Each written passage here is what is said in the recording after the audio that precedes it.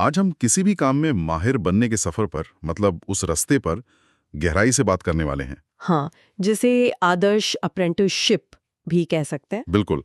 हमारे पास the path to mastery किताब के कुछ हिस्से हैं जो बताते हैं कि एक नौसिखिया से एक्सपर्ट बनने का रास्ता असल में दिखता कैसा है। और ये सफर अक्सर हमारी कॉलेज की पढ़ाई खत्म होने के ठीक बाद शुरू होता है। इसे एक तरह की दूसरी असली दुनिया की पढ़ाई कह सकते हैं। एकदम। और अगर इस दौर को ठीक से नहीं संभाला गया तो जिंदगी भर के लिए एक असुरक्षा और सीखने का डर हमारे साथ रह जाता है। लेकिन अगर रास्ता सही पकड़ा तो यही वो दौर है जो हमें एक आजाद सोच वाला इंसान बनाता है, जो किसी भी मुश्किल चुनौती के लिए पूरी तरह तैयार हो। इस सफर को समझने के लिए हमारे पास एक बहुत ही दिलचस्प कहानी है। चार्ल्स डार्विन की। हाँ, चार्ल्स डार्विन की। एक ऐसा नौजवान जिसे उसके अपने पिता लगभग नाकारा समझते थे। उन्होंने एक बार डार्विन से कहा था, क्या कहा था उन्होंने? उन्होंने कहा, तुम्हें शिकार करने, कुत्तों और चूहे पकड़ने के अलावा किसी चीज की कोई परवाह नहीं है।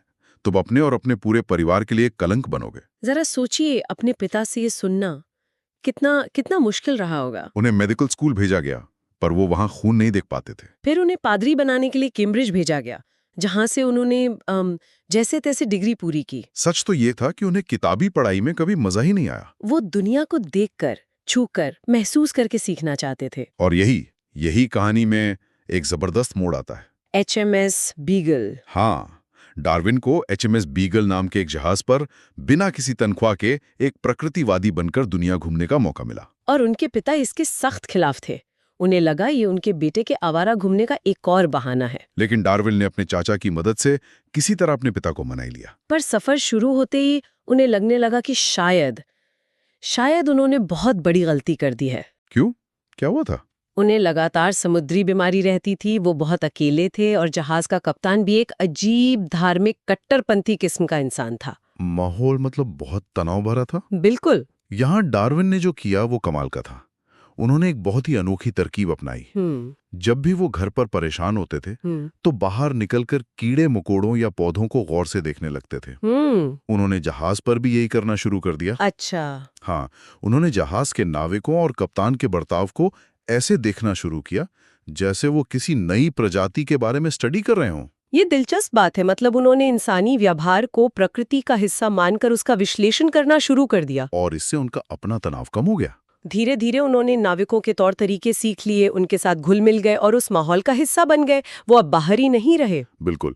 और जब जहाज ब्राजील के पग पर पहुंचा तब डार्विन को पहली बार एहसास हुआ कि वो इस सफर पर क्यों आए थे। वहां के जंगलों को देखकर। हाँ, वहां के जंगलों और जीव जंतुओं की विविधता देखकर वो हैरान रह गए। उन्हें लगा कि वो प्रकृति के बारे में कितना कम जानते हैं। और बस वहीं से उन्होंने घंटों तक हर चीज का अध्ययन करना, नोट्स बनाना और जानकारी को तरतीब से लगाना शुरू कर दिया। यही वो जुनून था जो उनके अंदर कहीं छिपा हुआ था। इसी यात्रा पर उन्हें अर्जेंटीना में डायनासोर जैसे विशाल जानवरों के जीवाश्म मिले। और फिर गैलापागोस द्वीपों पर उन्होंने देखा कि एक ही प्रजाति के पक्षी हर द्वीप पर थोड़े थोड़े अलग थे। यहीं से उनके दिमाग में वो विचार पनपने शुरू हुए जो आगे चलकर विकासवाद का सिद्धांत यानी थ्योरी ऑफ एवोल्यूशन बना। जब डार्विन लगभग 5 साल बाद इंग्लैंड लौटे तो वो एक बिल्कुल अलग इंसान थे। उनके पिता तो दंग रह गए होंगे। हाँ, उनके पिता उन्हें देखकर दंग रह गए। वो अब एक भटका हुआ नौजवान नहीं थे, बल्कि एक गंभीर और तेज नजरों वाले वैज्ञानिक थे। ये सिर्फ एक समुद्री यात्रा नहीं थी, ये उनके पूरे व्यक्तित्व का एक रूपांतरण था। आपने बिल्कुल सही शब्द इस्तेमाल किया, रूपांतरण। और यही इस पूरी बातचीत का सार है कि एक आदर्श अप्रेंटिसशिप का असली मकसद यही होता है। तो डार्विन की कहानी से जो पहला और सबसे बड़ा सबक मिलता है वो ये है कि इस शुरुआती सीखने के दौर का लक्ष्य पैसा, अच्छी नौकरी या कोई डिप्लोमा नहीं होना चाहिए। बिल्कुल, असली लक्ष्य है खुद का ट्रांसफॉर्मेशन, यानी आपके सोचने के तरीके और आपके किरदार में बदलाव। जब आप एक नए करियर में घुसते हैं तो आप एक बाहरी इंसान होते हैं। आपका दिमाग सुनी सुनाई बातों और गलत फहमियों से भरा होता है। सही बात है। और अप्रेंटिसशिप का काम आपको धीरे धीरे हकीकत से रूबरू कराना है। आप सीखते हैं कि दूसरों के साथ मिलकर कैसे काम करते हैं, आलोचना कैसे झेलते हैं और धैर्य कैसे रखते हैं। एकदम। मतलब ये हुआ कि हमें ऐसी जगह या जॉब्स चुननी चाहिए जहां सीखने को सबसे ज्यादा मिले, भले ही शुरुआत में पैसा थोड़ा कम हो। क्योंकि ये जो प्रैक्टिकल ज्ञान है, यही असली दौलत है जो आने वाले कई सालों तक काम आएगी। आसान रास्तों के बजाय चुनौतियों को चुनना। बिल्कुल। इसे डार्विन की तरह एक साहसिक यात्रा के तौर पर देखना, जिसमें आप दुनिया के साथ साथ खुद को भी खोज रहे हैं। तो डार्विन की कहानी से एक बात तो साफ है कि ये बदलाव रातों रात नहीं आया। उन्होंने पहले जहाज के माहौल को चुपचाप समझा, फिर अपने स्किल्स पर काम किया और आखिर में अपने विचारों को आजमाया। क्या ये कह सकते हैं कि यही महारत हासिल करने का एक तरह का ब्लूप्रिंट है? मतलब क्या हर अप्रेंटिसशिप के यही 3 मुख्य चरण होते हैं? बहुत बढ़िया सवाल है और इसका जवाब है हाँ। लगभग हर सफल अप्रेंटिसशिप इन 3 चरणों से होकर गुजरती है। अच्छा, पहला चरण है गहरी अवलोकन, यानी डीप ऑब्जर्वेशन। ठीक है। जब आप किसी नए माहौल में जाते हैं तो आपका पहला काम लोगों को इम्प्रेस करना नहीं है। ये सबसे बड़ी गलती होती है। आपका काम है चुपचाप उस जगह के काम करने के तरीके को समझना। मतलब एक तरह से जासूस बनकर बैकग्राउंड में रहना और वहां के अलिखित नियमों को समझना। हाँ, कौन से लोग ताकतवर हैं, कौन ऊपर जा रहा है, कौन नीचे और क्यों। ये कुछ ऐसा है जिसे आप किसी दूसरे ग्रह पर पहुंच गए हो और वहां के निवासियों को समझने की कोशिश कर रहे हो। बिल्कुल यही। इसके बाद दूसरा चरण आता है कौशल अधिग्रहण, यानी स्किल्स एक्विजिशन। ओके। कुछ हफ्ते या महीने तक गौर से देखने के बाद आपको उस काम के बुनियादी कौशल सीखने पर पूरा ध्यान लगाना होता है। यहाँ पर दोहराव और अभ्यास सबसे जरूरी है।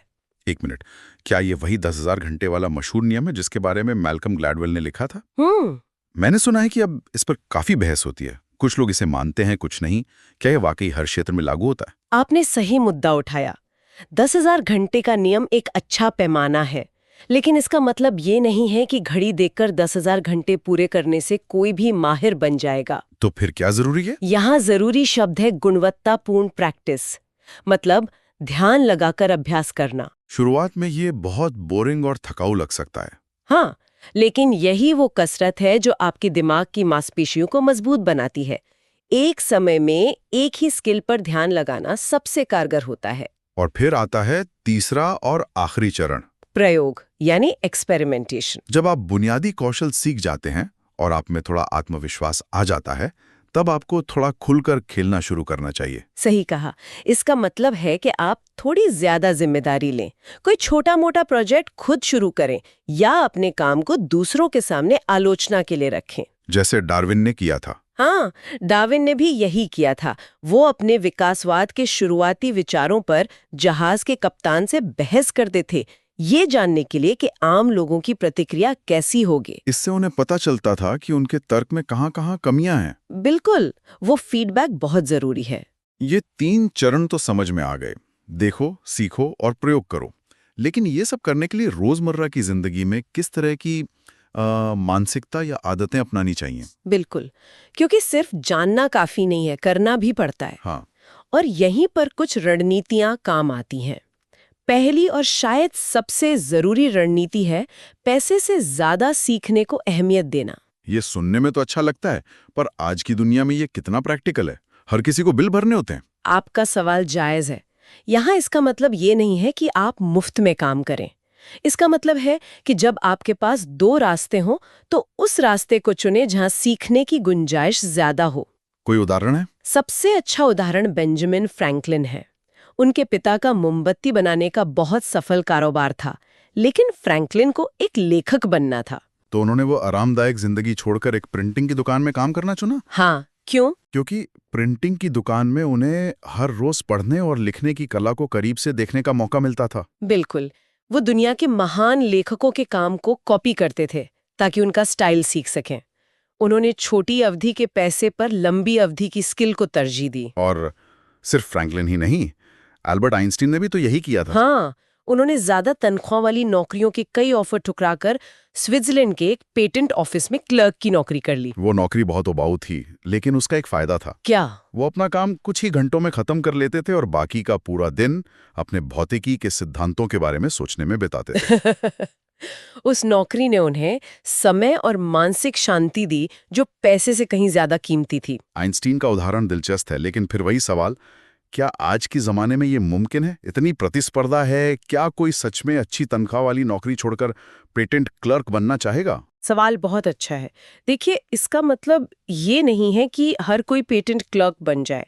इसका सिद्धांत समझना जरूरी है। हम ऐसी स्थिति चुने जो आपको समय और मानसिक आजादी दे, जो सीखने के लिए पैसे से ज्यादा कीमती है। ठीक है, ये नजरिया ज्यादा प्रैक्टिकल लगता है। दूसरी रणनीति क्या है? दूसरी रणनीति है अपने दायरे को लगातार बड़ा करते रहना।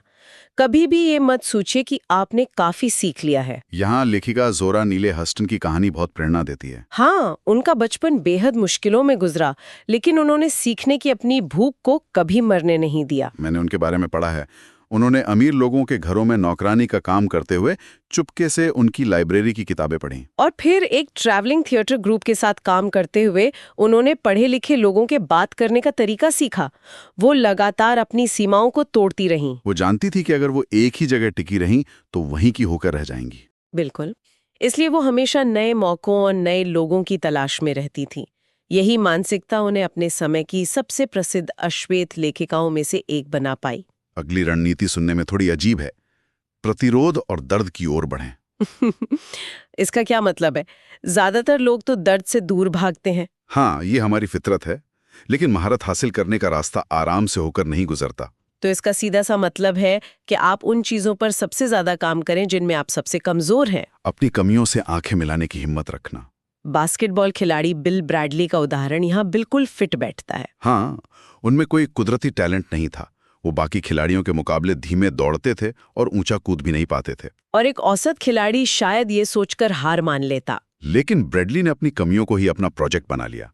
उन्होंने अपनी कमजोरियों की एक लिस्ट बनाई और उन पर घंटों अकेले प्रैक्टिस करते थे। पैरों में वजन बांधकर दौड़ते थे ताकि उनकी रफ्तार बढ़े। और उनकी वो चश्मे वाली कहानी तो कमाल है। हाँ, उन्होंने ड्रिबलिंग का अभ्यास करने के लिए एक ऐसा खास चश्मा बनवाया जिसके निचले हिस्से में गत्ता लगा था ताकि वो गेंद को न देख सकें।